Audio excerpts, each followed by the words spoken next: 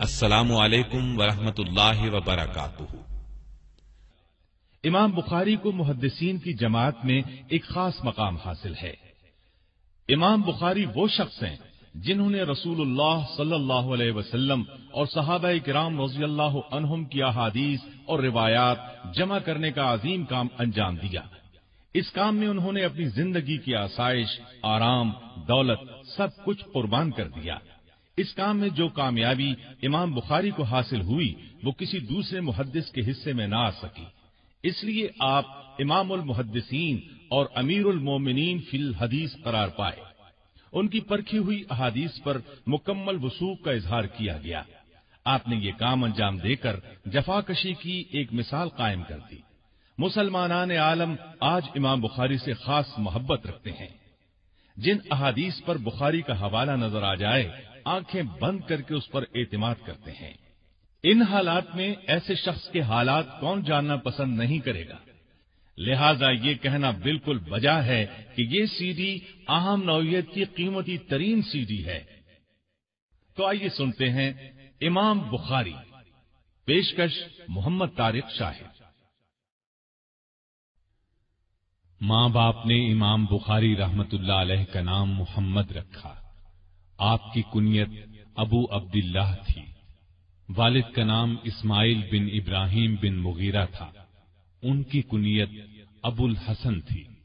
بڑے پائے کے محدث تھے۔ امام مالک رحمت اللہ علیہ کے شاگرد تھے۔ گویا امام بخاری اور ان کے والد دونوں ہی محدث تھے۔ یہ فخر اسلام میں کم لوگوں کو حاصل ہوا۔ آپ کی والدہ ماجدہ بہت عبادت گزار تھی۔ امام بخاری کی آنکھیں چھوٹی عمر میں خراب ہو گئیں۔ طبیب علاج نہ کر سکے۔ والدہ محترمہ نے اللہ سے دعا کی تو ایک خواب میں انہیں بشارت دی گئی کہ تمہارے رونے اور دعا کرنے پر اللہ نے تمہارے بیٹے کی بینائی لوٹا دی ہے۔ والدہ کہتی ہیں اسی صبح میرے بیٹے محمد کی آنکھیں درست ہو گئیں اور پھر بینائی اس قدر تیز ہو گئی کہ آپ نے تاریخ کبیر چاند کی روشنی میں لکھی۔ امام بخاری اجمی النسل تھے۔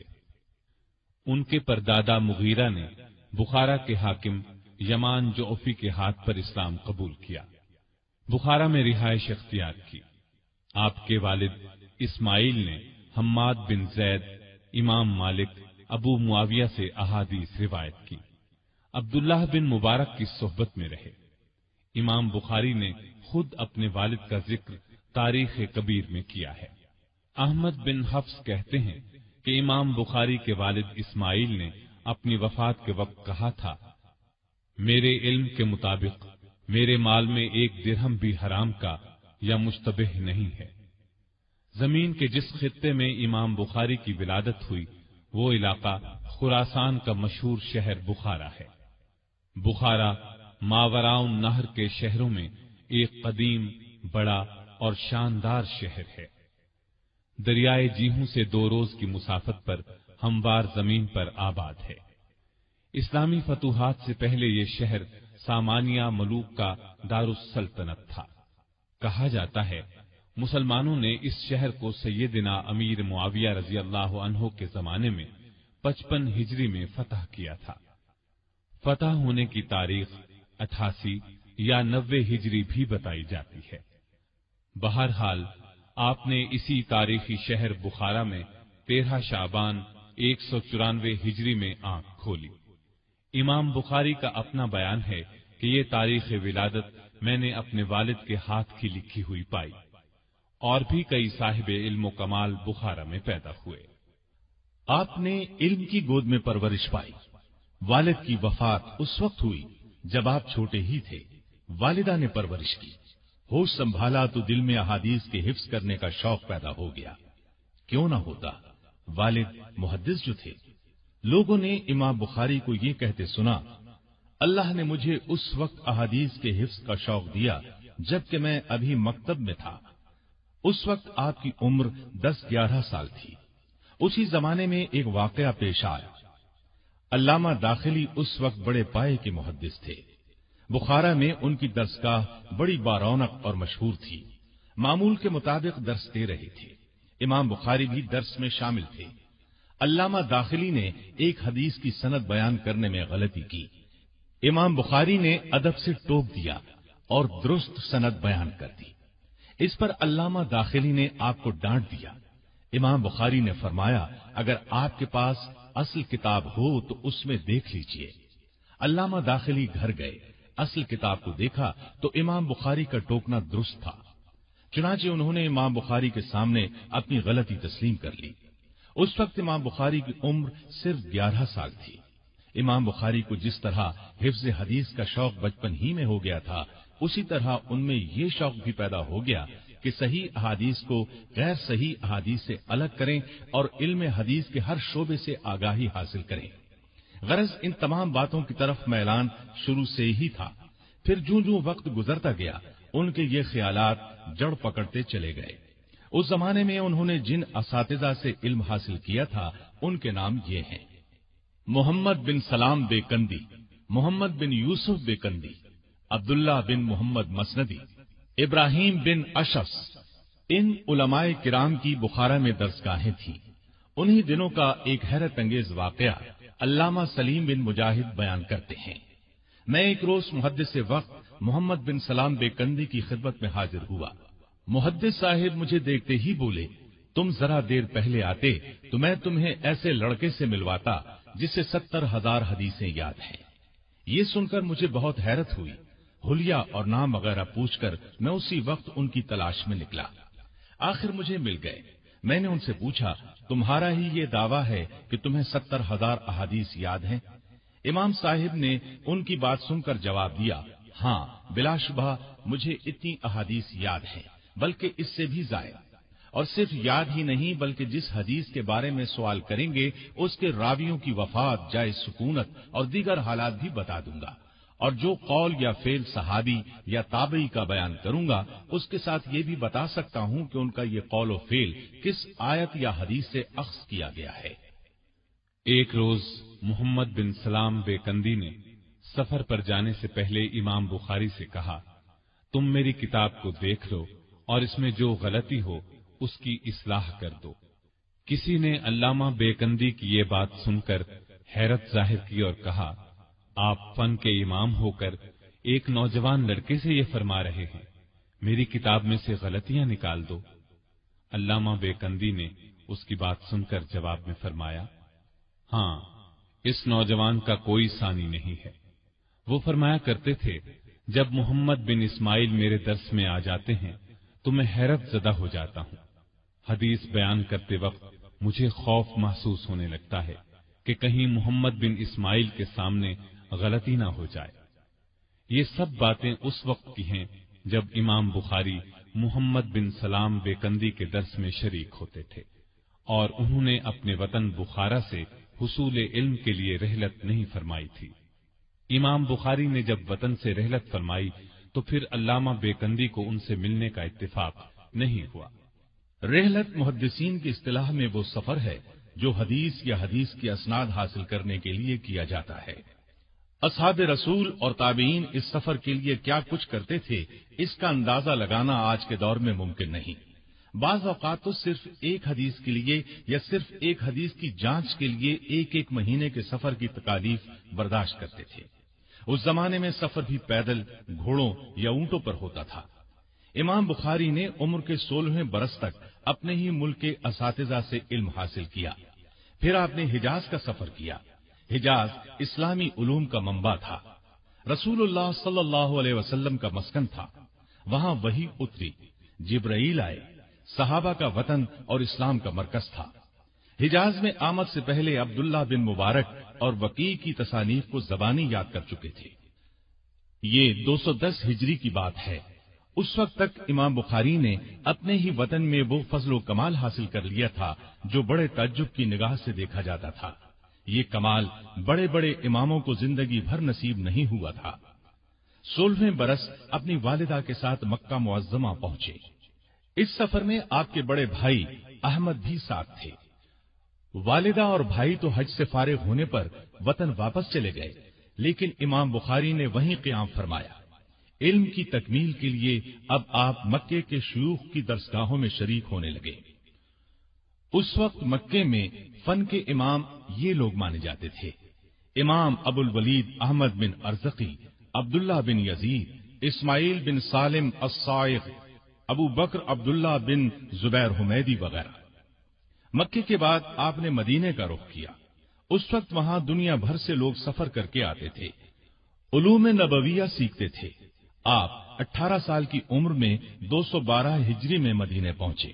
اس وقت مدینے میں یہ حضرات درس دیتے تھے: ابراہیم بن منذر، مطرف بن عبداللہ، ابراہیم بن حمزہ، محمد بن عبید اللہ، عبدالعزیز بن عبداللہ اویسی وغیرہ۔ اسی سفر میں انہوں نے اپنی تاریخ کبیر کا مسودہ چاندنی راتوں میں لکھا۔ مورخین کا کہنا ہے کہ آپ نے یہاں 6 سال گزارے، پھر بصرہ کا رخ کیا۔ اس وقت بصرہ علم کے میدان میں بہت ترقی پر تھا۔ بصرہ میں امام ابو عاصم نبیل، صفوان بن عیسیٰ، بدل بن محبر، حرمی بن عمارہ، عفان بن مسلم، محمد بن ارعرہ، سلیمان بن حرب، ابو الولید تیالسی، امام عارم اور محمد بن سنان وغیرہ سے استفادہ کیا۔ بصرہ کا امام بخاری نے 4 بار سفر کیا۔ بصرہ کے بعد کوفے کا سفر کیا۔ اسی طرح بغداد کی رحلت کی۔ کوفے میں عبید اللہ بن موسیٰ، ابو نعیم، احمد بن یعقوب، اسماعیل بن ابان، حسن بن ربیع، خالد بن مخلد، سعید بن حفص، طلق بن غنام، عمر بن حفص، قبیصہ بن عقبہ، ابو غسان وغیرہ سے روایات لیں، اور اس کے بعد بغداد کا سفر کیا۔ بغداد اس وقت خلافت عباسیہ کا دارالسلطنت تھا۔ حکومت کی طرف سے علم کی بہت قدر و منزلت ہوتی تھی، اس لیے بغداد علم کا گہوارہ بنا ہوا تھا۔ وہاں ہر طرف سے اہل کمال جمع ہو گئے تھے۔ بغداد میں اس وقت یہ شیوخ موجود تھے: امام احمد بن حنبل رحمۃ اللہ علیہ، محمد بن عیسیٰ صباغ، محمد بن سائق اور سریج بن نعمان۔ بغداد کا امام بخاری نے 8 مرتبہ سفر کیا، پھر شام کا سفر کیا۔ شام کے بعد مصر، جزیرہ، خراسان، مرو، بلخ، ہرات کے سفر کیے۔ ان تمام مقامات کے شیوخ سے استفادہ کیا۔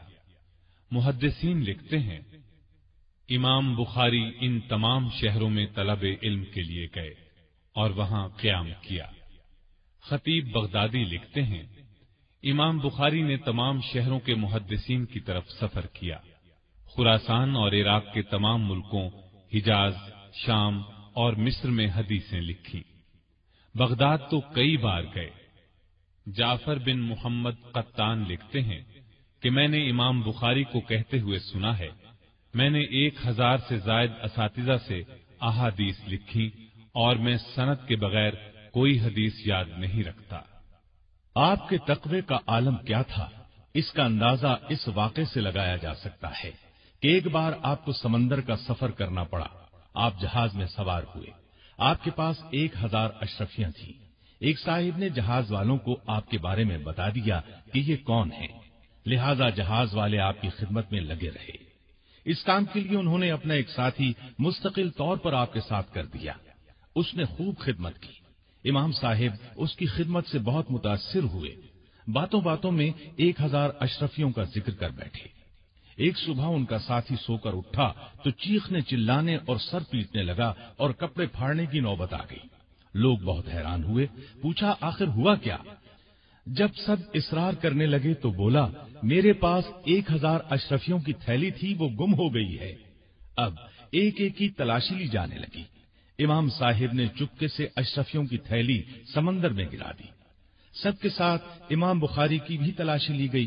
جب کسی کے پاس سے بھی تھیلی نہ ملی تو سب نے اسے برا بھلا کہا۔ سفر ختم ہوا، لوگ جہاز سے اترے۔ تنہائی میں بات کرنے کا موقع ملا تو وہ شخص ان کے نزدیک آیا اور پوچھا، آپ نے تو بتایا تھا کہ آپ کے پاس اشرفیوں کی تھیلی ہے، پھر آپ نے اس تھیلی کا کیا کیا؟ امام بخاری نے فرمایا، میں نے تھیلی سمندر میں گرا دی۔ وہ یہ سن کر حیران ہوا، بولا آپ کے دل نے اس قدر بڑی رقم کو ضائع کرنا کس طرح گوارا کر لیا؟ آپ نے جواب میں فرمایا میں نے اپنی تمام عمر رسول اللہ صلی اللہ علیہ وسلم کی احادیث کی طلب میں بسر کر دی۔ دنیا میرے بارے میں جانتی ہے کہ میں کیسا شخص ہوں۔ تھیلی اگر میرے پاس سے برآمد ہو جاتی تو لوگ کیا کہتے؟ جس دولت کو میں نے تمام عمر حاصل کیا اس کو چند اشرفیوں کی خاطر کھو دیتا۔ امام بخاری کے والد علامہ اسماعیل ایک بہت ایماندار تاجر تھے۔ وفات کے وقت انہوں نے کہا تھا میرے مال میں سے ایک درہم بھی حرام راستے سے شامل نہیں ہوا۔ انہوں نے کافی دولت چھوڑی، یہ ساری دولت امام بخاری کو ملی۔ آپ نے اس مال کو مزاربت میں لگا دیا۔ یہ تجارت کی ایک قسم ہے۔ اس طرح خود فارغ ہو کر علم نبوی کی خدمت میں لگ گئے۔ آپ کی طبیعت میں مروت اور رحم دلی بہت زیادہ تھی۔ آپ کی تجارت میں شریک ایک شخص 25,000 درہم دبا بیٹھا۔ اتفاق سے وہ اس شہر میں آیا جس میں اس وقت آپ بھی تھے۔ آپ کو بتایا گیا کہ آپ کا مقروض آیا ہوا ہے، اس سے روپیہ وصول کر لیجیے۔ آپ نے جواب میں فرمایا میں اس بات کو پسند نہیں کرتا کہ مقروض کو پریشانی میں ڈالوں۔ مقروض وہاں سے دوسرے شہر میں چلا گیا۔ آپ کے عقیدت مندوں نے عرض کی آپ حکومت سے مدد لے سکتے ہیں، گورنر کو ایک خط لکھوا دیجیے، گورنر اسے گرفتار کر لے گا اور اسے قرضہ ادا کرنا پڑے گا۔ اس کے جواب میں آپ نے فرمایا اس طرح حکومت کا مجھ پر احسان ہوگا، وہ اس احسان کا بدلہ نہ جانے مجھ سے کس صورت میں چاہے گی، لہذا میں یہ بھی نہیں کر سکتا۔ آپ کے عقیدت مندوں نے خود ہی خط لکھ کر گورنر کو بھیج دیا۔ آپ کو پتہ چلا تو فرمایا تم مجھ سے زیادہ میرے خیر خواہ نہ بنو۔ پھر گورنر کی طرف آدمی بھیجا کہ مقروض کو کچھ نہ کہا جائے۔ اس طرح آپ کو 25,000 درہم میں سے کچھ بھی واپس نہ ملا، لیکن آپ نے اسے پریشان کرنا گوارا نہ کیا۔ مزاج میں خدا ترسی تھی، رحم دلی اور انصاف پسندی بہت تھی۔ یہ اوصاف گویا آپ میں کوٹ کوٹ کر بھرے تھے۔ عبداللہ بن محمد سیافی کہتے ہیں کہ میں امام بخاری کے مکان پر ان کی خدمت میں موجود تھا۔ آپ کی لونڈی آئی اور آپ کے پاس سے ہو کر دوسری طرف جانے لگی۔ اس کا پاؤں دوات سے ٹکرا گیا، دوات الٹ گئی، روشنائی گر گئی۔ امام بخاری نے غصے سے فرمایا کیسے چلتی ہے؟ لونڈی نے فوراً کہا راستہ نہ ہو تو کس طرح چلوں؟ اس پر امام بخاری نے غصے ہونے کی بجائے اس سے فرمایا جا میں نے تجھے آزاد کیا۔ عبداللہ بن سیافی کہتے ہیں میں نے عرض کیا آپ کو تو اس نے غصہ دلانے کی بات کی اور آپ ہیں کہ اسے آزاد کر دیا۔ آپ نے جواب میں فرمایا جو اس نے کہا میں نے اپنے نفس کو اس پر راضی کر لیا۔ گویا امام بخاری نے لونڈی کو تنبیہ نہیں کی، اپنے نفس کو کی۔ ابو حفص آپ کے والد کے شاگرد تھے۔ انہوں نے تجارت کا کچھ مال آپ کی خدمت میں بھیجا۔ کچھ تاجر شام کے وقت آپ کے پاس آئے اور اس مال کو خریدنا چاہا۔ انہوں نے پیشکش کی کہ وہ اس مال پر 5,000 نفع دینے کے لیے تیار ہیں۔ امام بخاری نے ان سے فرمایا اس وقت آپ چلے جائیں، میں کل اس کی بات پختہ کروں گا۔ تاجر چلے گئے۔ صبح ہوئی تو کچھ اور تاجر آ گئے۔ انہوں نے اس مال کو 10,000 منافع دے کر خریدنے کی پیشکش کی۔ آپ نے 10,000 منافع لے کر مال دینے سے انکار کر دیا اور فرمایا کل میرے پاس جو تاجر آئے تھے میں نے رات 5,000 منافع لے کر انہیں دینے کی نیت کر لی تھی، اس لیے یہ مال میں انہی کو دوں گا۔ میں اپنی نیت نہیں توڑ سکتا۔ اس وقت اصل مقصد مال کی محبت سے خود کو دور رکھنا تھا۔ حفص بن عمر الاشقر کہتے ہیں کہ ہم لوگ بصرہ میں حدیث لکھتے تھے، ہمارے ساتھ امام بخاری بھی کتابت حدیث میں شامل تھے۔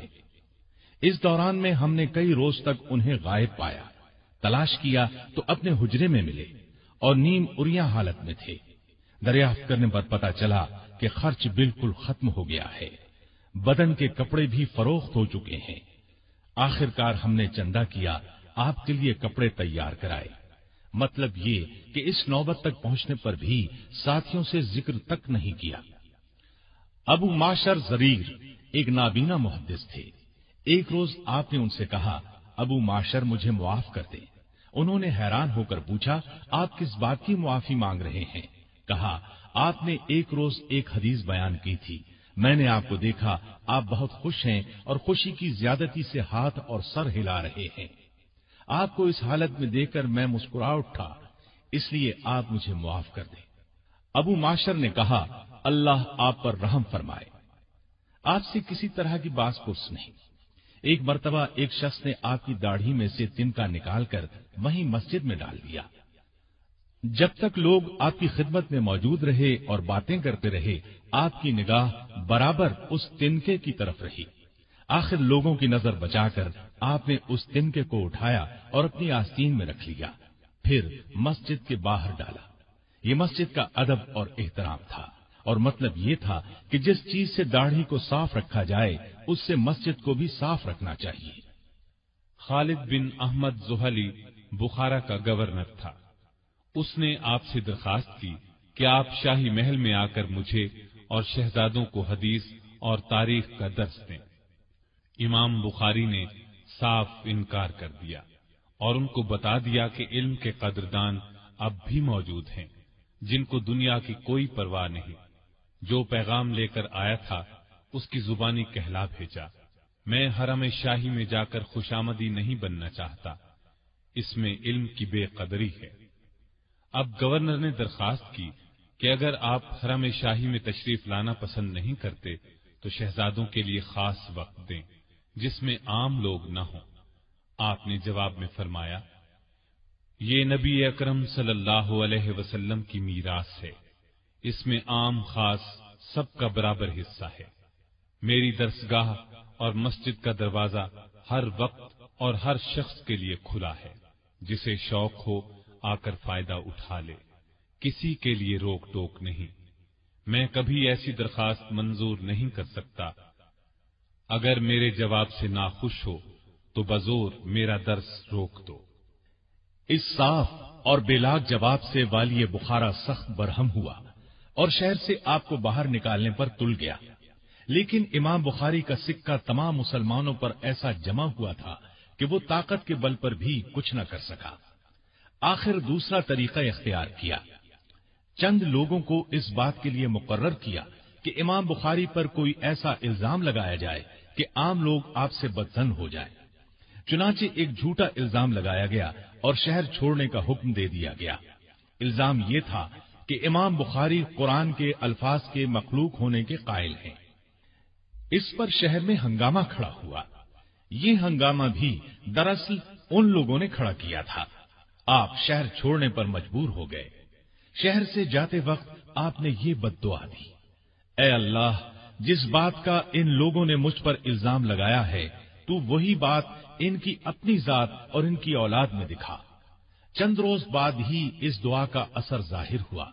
خراسان کے حکمران نے بخارا کے حاکم خالد بن احمد زحلی کے بارے میں یہ فرمان جاری کیا کہ اسے گدھے پر بٹھا کر شہر میں گھمایا جائے، اس کے بعد قید میں ڈال دیا جائے۔ انجام یہ ہوا کہ یہ قید میں ہی مر گیا۔ جن لوگوں نے امام بخاری پر الزام لگانے میں حصہ لیا تھا ان میں سے ہر ایک کا انجام بد سے بدتر ہوا۔ ان میں سے حریث بن ورقہ کو تو وہ ذلت اٹھانا پڑی جو بیان سے باہر ہے۔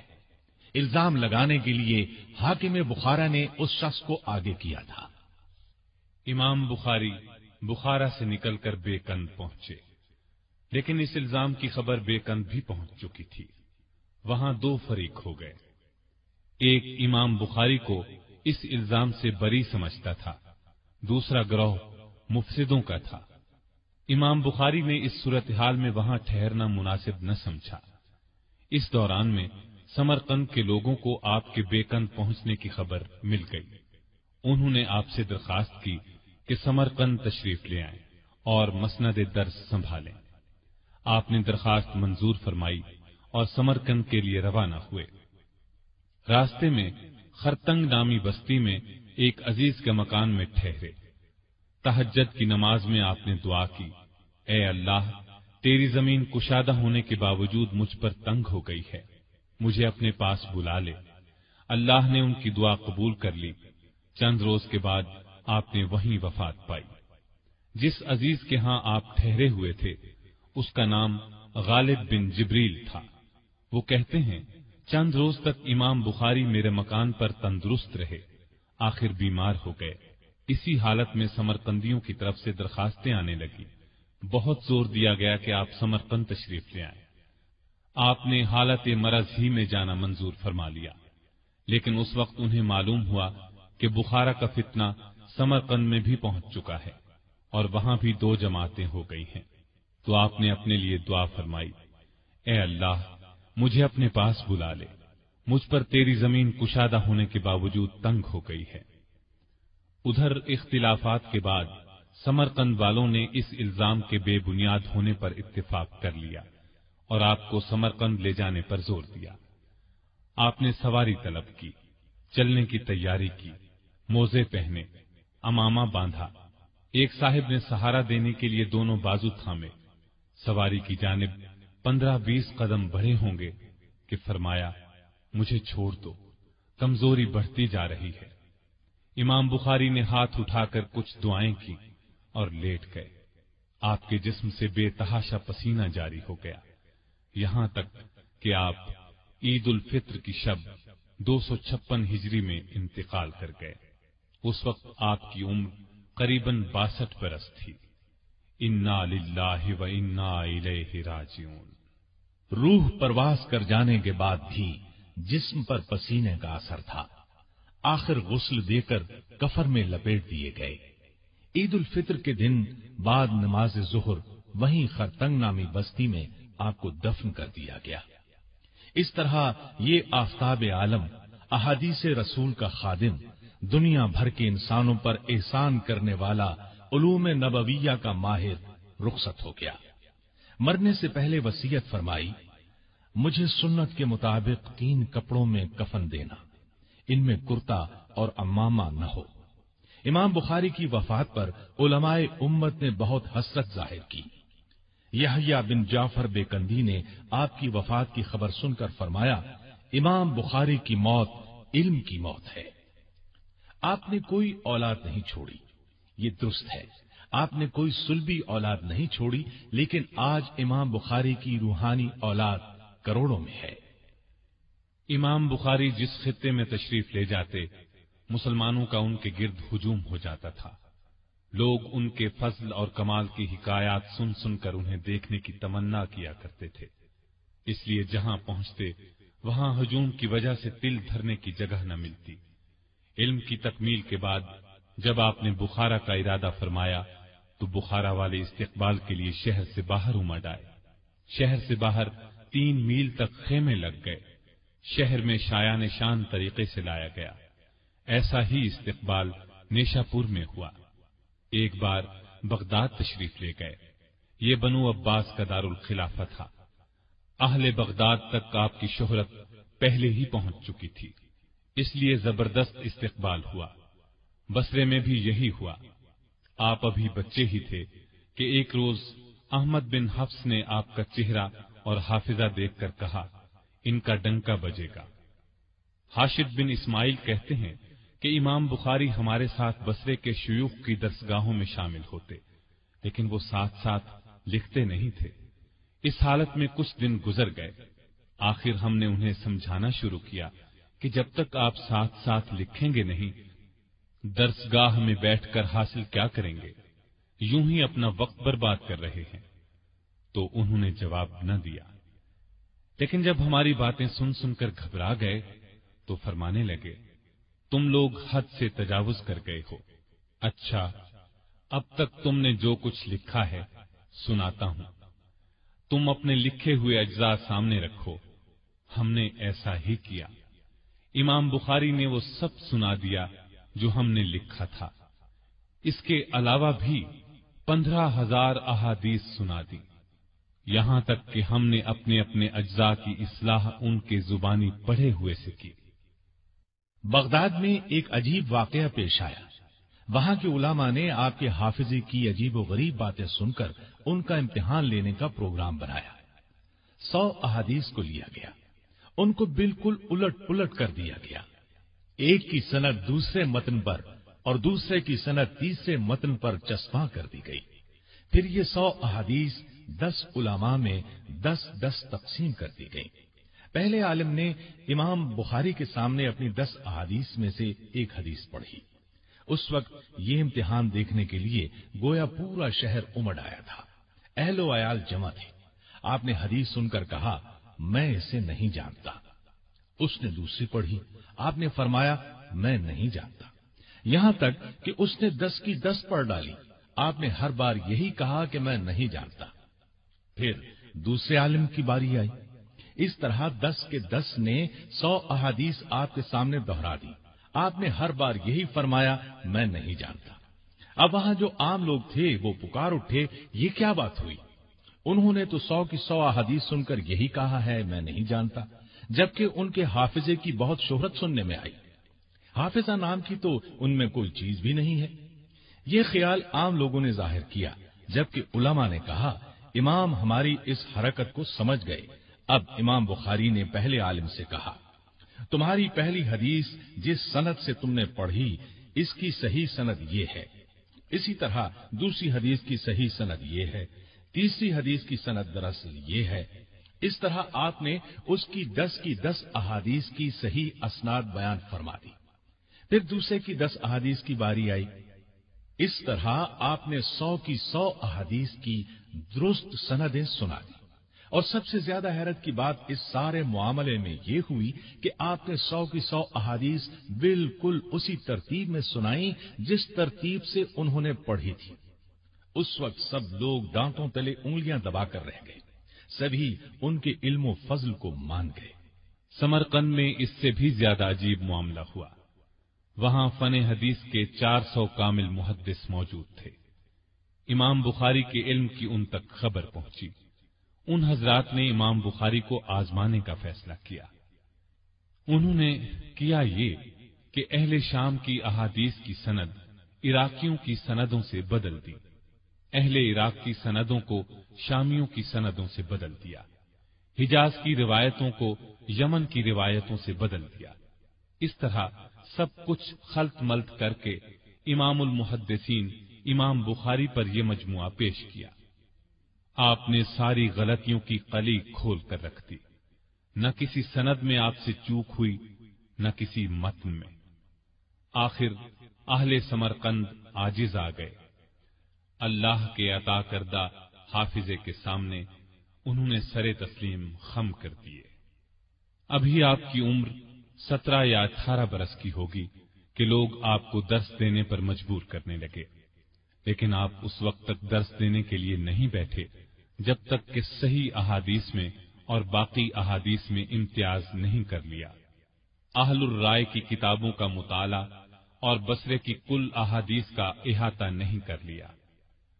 امام بخاری کے اساتذہ فرمایا کرتے تھے، اس نوجوان سے فن حدیث حاصل کرو، اس لیے کہ اگر یہ نوجوان امام حسن بصری رحمت اللہ علیہ کے زمانے میں ہوتا تو وہ بھی اس کے علم کے محتاج ہوتے۔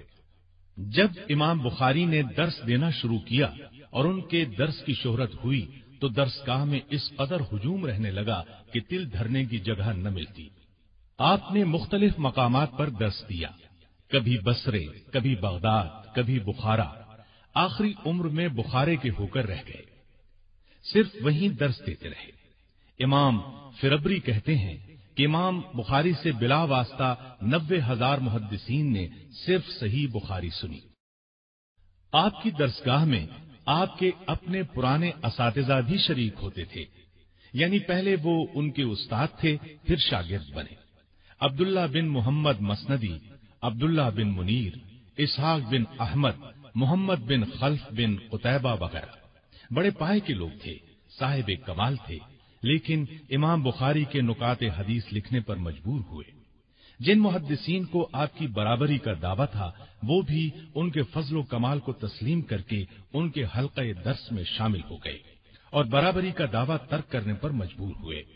ایسے لوگوں میں امام ابو زرع رازی، ابو حاتم رازی، ابراہیم حربی، ابو بکر بن ابی عاصم، موسیٰ بن ہارون، ابو بکر محمد بن اسحاق بن خزیمہ، قاسم بن زکریہ وغیرہ شامل ہیں۔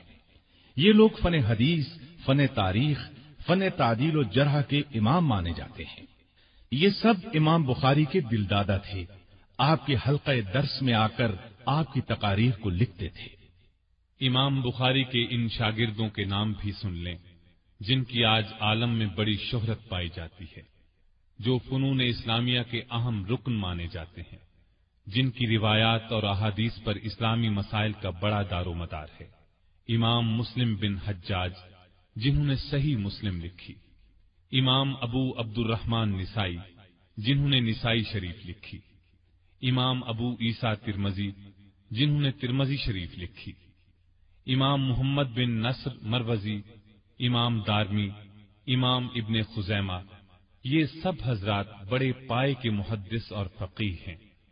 امام بخاری ابھی طالب علم ہی تھے کہ آپ سے فتویٰ پوچھا جانے لگا۔ آپ اگر انکار کرتے تو آپ کو فتویٰ دینے پر مجبور کیا جاتا۔ پھر تو یہ حالت ہوئی کہ ان کے اساتذہ ان کے سامنے فتویٰ دینے سے کنی کترانے لگے اور ان کی طرف اشارہ کر دیتے تھے۔ پھر جب بخارا میں درس شروع کیا تو افتاء کا کام باقاعدگی سے جاری ہو گیا۔ جو مسئلہ ان سے پوچھا جاتا آپ اس کو قرآن یا حدیث یا آثار صحابہ سے ثابت کرتے۔ اب ہم امام بخاری کی تصانیف کا ذکر کریں گے، اس لیے کہ اس ذکر کے بغیر آپ کا ذکر نامکمل ہے۔ آپ کی سب سے اہم ترین اور مشہور ترین کتاب صحیح بخاری ہے۔ اس کے علاوہ امام بخاری کی ایک ایک تصنیف وقت کی نگاہ سے دیکھی گئی۔ امام بخاری نے تاریخ کبیر لکھی تو امام اسحاق بن راہویہ جیسے باکمال شیخ نے اس نادر تالیف کو امیر عبداللہ بن طاہر حاکم رائے کے دربار میں پیش کرتے ہوئے فرمایا، میں تمہیں ایک بڑا جادو دکھاتا ہوں۔ علامہ تاج الدین سبکی اس تاریخ کے بارے میں لکھتے ہیں، امام بخاری کی تاریخ وہ کتاب ہے کہ اس سے پہلے کسی نے ایسی مبارک تالیف نہیں لکھی، اور جس شخص نے امام بخاری کے بعد اس قسم کی تالیف کی وہ اس تاریخ سے استفادہ کیے بغیر نہیں رہا۔ بعض نے تو پیرایا بدل کر اپنی طرف منسوب کر لیا۔ اللہ تعالیٰ امام بخاری پر برکتیں فرمائے، انہوں نے تاریخی اصول کی بنیاد ڈالی۔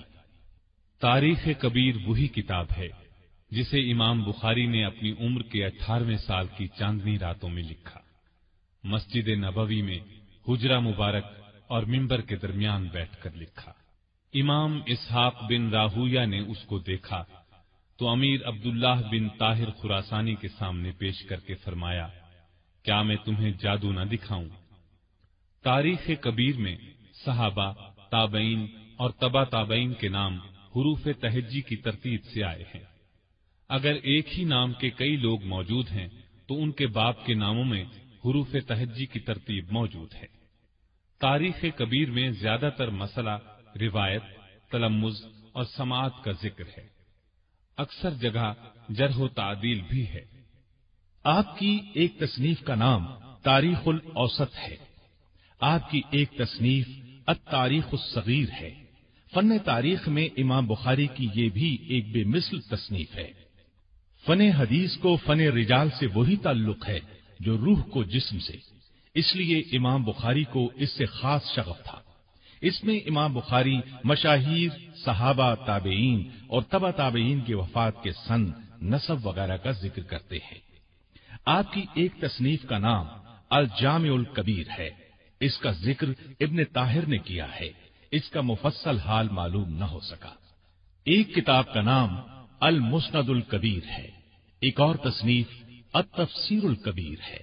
مزید تصانیف کے نام یہ ہیں: خلق و افعال العباد، کتاب الضعفاء الصغیر، الہبہ، اسامی الصحابہ، کتاب الوحدان، کتاب المبسوط، کتاب العلل، کتاب الکناء، کتاب الفوائد، الادب المفرد، جز رفع الیدین، بر الوالدین، کتاب الاشربہ، قضایا الصحابہ والتابعین، کتاب الرقاق، الجامع الصغیر فی الحدیث اور جز القراءۃ خلف الامام وغیرہ۔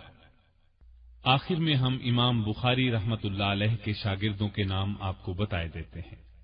پہلا نام امام مسلم بن حجاج رحمت اللہ علیہ کا ہے۔ انہوں نے مسلم شریف لکھی۔ بخاری کے بعد مستند ترین کتاب مسلم شریف کو مانا گیا۔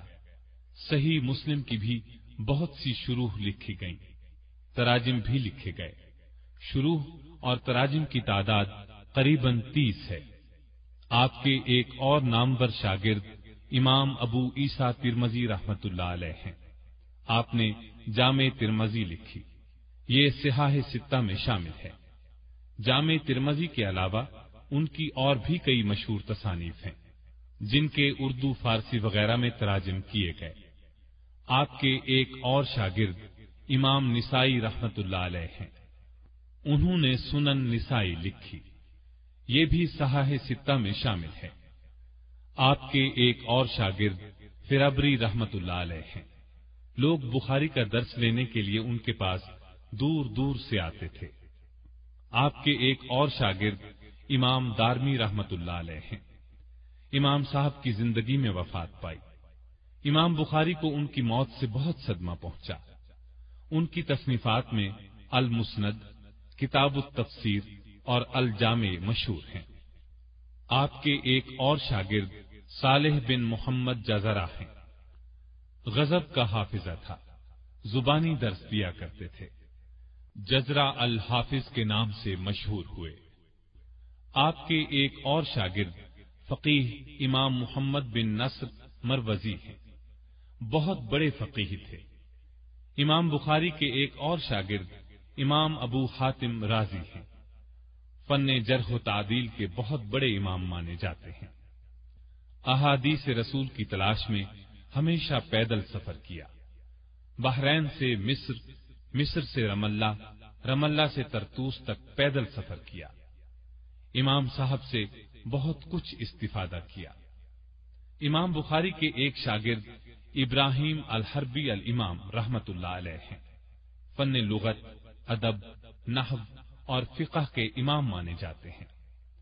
علامہ ثعلب کہتے ہیں، میں نے امام حربی کو لغت اور نحو کی درسگاہ سے 50 برس کے دوران ایک بار بھی ناغہ کرتے نہیں دیکھا۔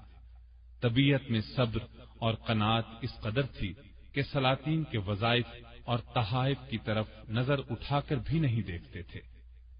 آپ کے ایک شاگرد ابو بکر بن ابی عاصم الحافظ الکبیر ہیں۔ انہیں 50,000 احادیث زبانی یاد تھیں۔ اصفہان میں ایک مدت تک قاضی کے عہدے پر مامور رہے۔ امام بخاری کی درسگاہ میں باقاعدگی سے حاضری دیا کرتے تھے۔ امام بخاری کے ایک شاگرد ابن خزیمہ صاحب الفقہ والحدیث ہیں۔ حافظ ذہبی نے انہیں امام الائمہ اور شیخ الاسلام کا لقب دیا ہے۔ تصنیفات کی تعداد 144 بتائی جاتی ہے۔ فتاوی حدیثیہ کے 100 جزو لکھے۔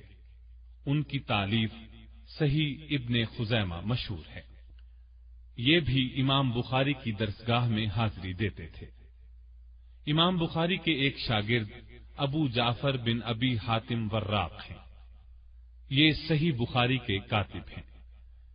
امام بخاری کے نامور شاگردوں میں سے ہیں۔ صحیح بخاری کے بہت سے مقامات میں ان کا ذکر موجود ہے۔ امام بخاری کے محافظ دفتر بھی تھے۔ امام بخاری کے ایک شاگرد ابو عبداللہ حسین بن علی بن اسماعیل المحاملی ہیں۔ 10 سال کی عمر میں سماعت شروع کی۔ ان کی مجلس املا میں 10,000 تابعین جمع ہوتے۔ امام بخاری کے ایک اور شاگرد ابو اسحاق ابراہیم بن معقل نصفی ہیں۔ مغربی ممالک میں ان کی سند سے بخاری روایت کی جاتی ہے۔ امام بخاری کے ان شاگردوں میں سے ہیں جنہوں نے صحیح بخاری روایت کی اور ان سے سلسلہ روایت جاری رکھا۔ ان کے علاوہ بھی ہم آپ کو امام صاحب کے کچھ خاص طلبہ کے نام بتائے دیتے ہیں۔ یہ حفاظ حدیث ہیں جن کے مستقل تراجم لکھے گئے اور ان کی تصانیف آج بھی عالم کو فائدہ پہنچا رہی ہیں۔ ابو بکر بن ابی دنیا، ابو بکر بزاز، موسیٰ بن ہارون حمال، ابو بشر دولابی، محمد بن قتیبہ بخاری، ابو الفضل احمد بن سلمہ، عمر بن محمد، حسین بن محمد، یعقوب بن یوسف بن اخرم، عبداللہ بن محمد بن ناجیہ، سہل بن شازویا بخاری، عبید اللہ بن واصل، قاسم بن زکریہ، ابو قریش محمد بن جمعہ، محمد بن سلیمان باغندی، ابراہیم بن موسیٰ، ابو بکر احمد بن صدقہ بغدادی، اسحاق بن داود صواف، حاشد بن اسماعیل بخاری، محمد بن عبداللہ بن جنید، محمد بن موسیٰ، جعفر بن محمد نیسابوری، ابو بکر بن ابی داود، ابو القاسم بغوی، ابو محمد بن سعید اور محمد بن ہارون حضرمی وغیرہ۔ یہ تھے نام ان حفاظ حدیث کے جو امام بخاری رحمت اللہ علیہ کے شاگرد خاص تھے، اور ان کے ساتھ ہی ہم امام بخاری کا تذکرہ ختم کرتے ہیں۔